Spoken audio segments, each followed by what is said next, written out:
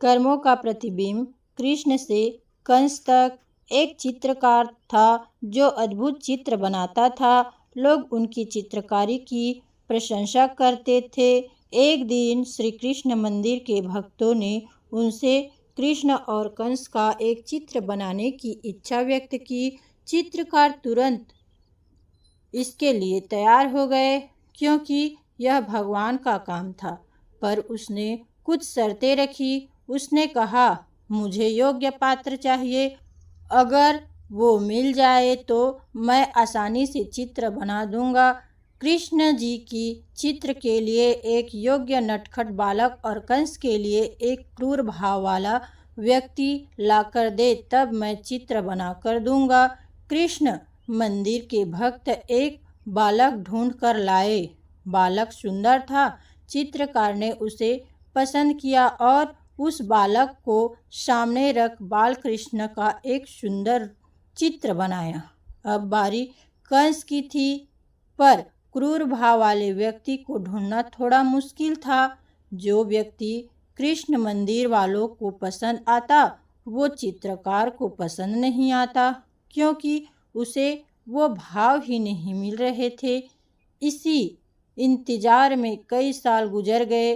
तस्वीर अधूरी ही रही। तस्वीर पूरी करने के लिए लोग आखिरकार थक हार कर उस चित्रकार को जेल में ले गए, जहां उम्र कैद काट रहे अपराधी थे। उनमें से एक व्यक्ति को चित्रकार ने पसंद किया और उसे सामने बैठाकर उसने कंस का चित्र बनाया। इस तरह सालों बाद कृष्ण और कंस की वो तस्वीर पूर्ण हुई। कृष्ण मंदिर के भक्त तस्वीर देखकर मंत्रमुग्ध हो गए। सभी लोग उनकी तारीफ करने लगे। कंस बने उस अपराधी से नहीं रहा गया और उसने भी वह तस्वीर देखने की इच्छा व्यक्त की। लेकिन यह क्या, जैसे ही उसने वो तस्वीर देखी वो फूट फूट कर रोने लगा। यह देख सभी हैरान रह गए। चित्रकार ने जब बड़े प्यार से उस अपराधी के रोने का कारण पूछा तो हिचकियाँ लेते हुए वह बोला, शायद आपने मुझे पहचाना नहीं। मैं वो ही बच्चा हूँ जिसे सालों पहले आपने इस चित्र में बाल कृष्ण बनाया था। मेरे कुकर्म के लिए आज मैं कृष्ण से कंस बन गया।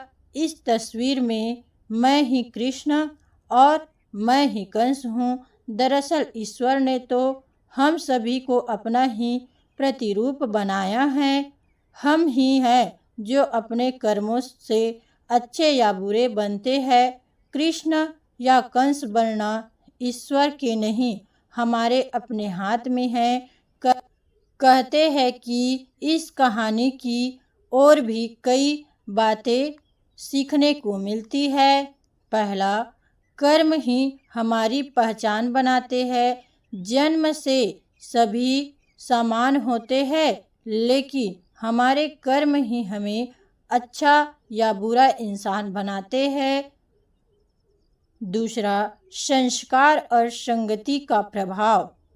बचपन में संस्कार अच्छे हो तो व्यक्ति सही राह पर चलता है, लेकिन गलत संगति उसे बुराई की ओर ले जा सकती है।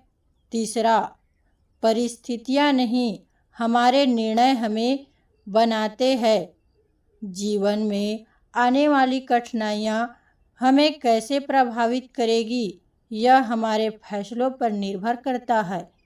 हम चाहे तो अच्छाई का मार्ग चुन सकते हैं या बुराई का। चौथा, हर व्यक्ति में ईश्वर का अंश है। भगवान ने हमें शुद्ध आत्मा दी है, लेकिन अगर हम गलत रास्ते चुनते हैं तो वही शुद्धता नष्ट हो जाती है। पांचवा, पछतावे वे अच्छा है। सही समय पर सुधार।